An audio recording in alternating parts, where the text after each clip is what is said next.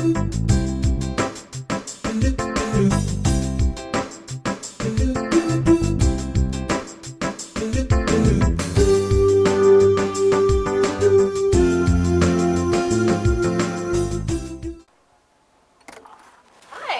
Christine. Thanks for inviting us into your wonderful home. Christine, We're pretty excited about this. Sure. Very, very excited about this.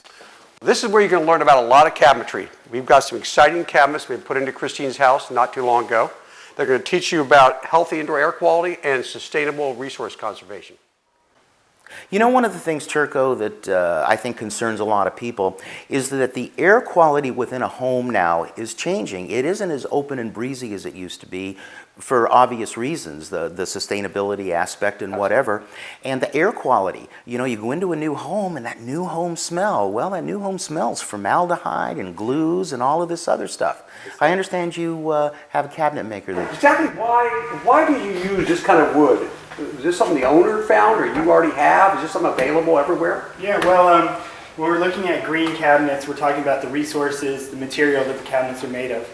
These particular cabinets are made of bamboo, which is a rapidly renewable material. It grows up to a foot a day and also offsets our carbon in the atmosphere. But not only that, you do have to think about the healthy indoor air quality that he had mentioned earlier.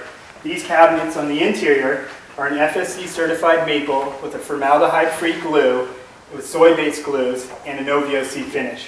And we wanted to invite Christine just to give us an idea of why she chose this kind of an environment for her cabinets. Sure.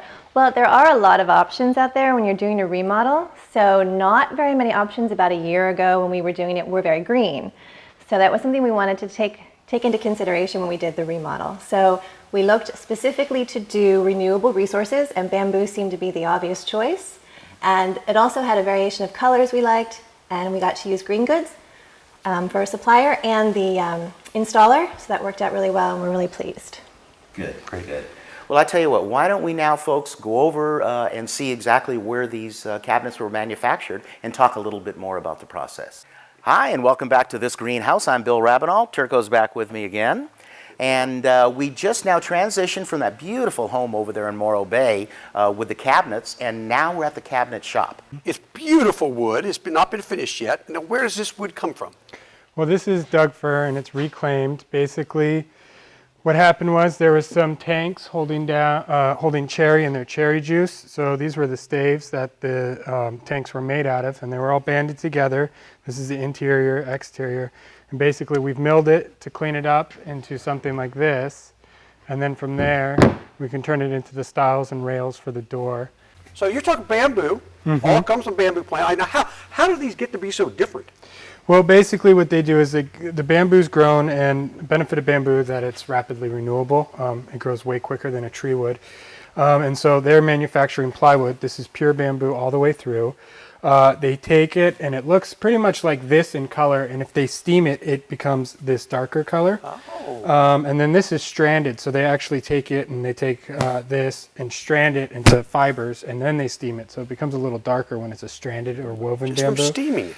And so basically this is all laminated together with glues that contain no urea formaldehyde. All right, Turco, we're down here now at the work site, going to be dealing with one of the doors actually being installed. What do you got for us? Well, I've got an expert door installer here, Tom Moore, who's going to show us how to put the door in properly, both on the outside and the inside. So, Tom, why don't you talk here a little bit about this opening and what you're doing to prepare it for the door, or the window in this case.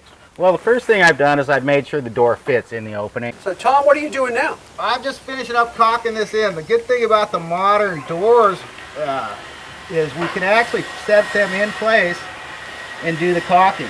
The caulking really is what keeps the water out in the most extreme situations. Excellent. Put it on. So use the roller that they provide you. It applies.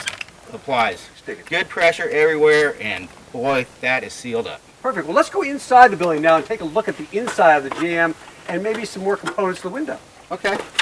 So once again, think about the frame, getting something that's durable on the outside, withstands the elements, controls the temperature from coming in, the glass being a good insulator, and using the right kind of glass to block out the sun on the west side, let's say, where you don't want that hot afternoon sun coming in, but you want good solar gain in the wintertime on the south walls, and then you block out that sun in the summer with large overhangs. So that's what makes up a good window and door. So many more things to talk about. Absolutely. And we're going to do just that. Oh. As we move along, again, this is the pilot program for this greenhouse. Bill Rabinalt and Turco Sims, we're awfully glad to have you with us. We hope that you stay tuned for further productions that we're going to be doing on site. And it's all about the green way of life and the expenses that you can cut and the dramatic improvements you can make upon your lifestyle and those of your neighbors as well. Again, Turco, Bill, thanks. Bill Rabinalt, this greenhouse. Thanks for tuning in.